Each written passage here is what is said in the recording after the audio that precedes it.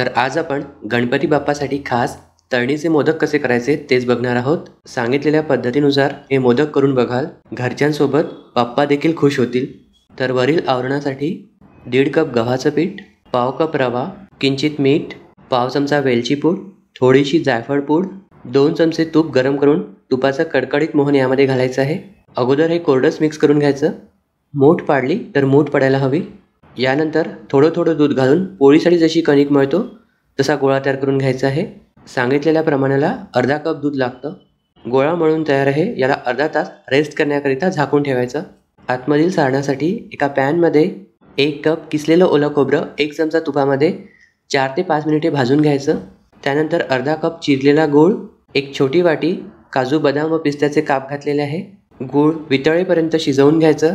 वितळल्यानंतर आणखीन 2 ते 3 मिनिटे परतल्यानंतर पाव चमचा वेलची पूड आणि थोडीशी जायफळ पूड घातलेली आहे। हे सारण थंड होतपर्यंत वाट बघायची।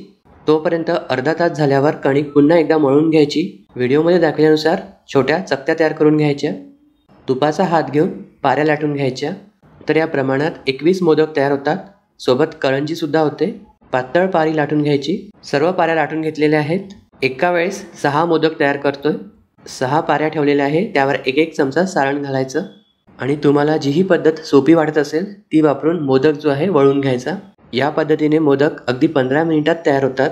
मोदक तळण्याकरिता तेल गरम करून घ्यायचं। तेल गरम असताना मोदक यामध्ये घालायचे आहे आणि गॅसचा फ्लेम लो करून मंद गॅसवर सर्व बाजूने मोदक तळून घ्यायचे आहेत। चांगला असा खरपूस रंग आला पाहिजे। तर सर्व मोदक तळून घेतलेले आहेत। येत्या गणेश चतुर्थीला या पद्धतीने हे मोदक करून बघाल, खाणारे अगदी खुश होऊन जातात आणि हे मोदक 4 ते 5 दिवस मस्त टिकतात। तर नक्की ट्राय करून बघाल। व्हिडिओ कसा वाटला कॉमेंट्समध्ये सांगाल आणि आवडल्यास लाईक करायला विसरू नका।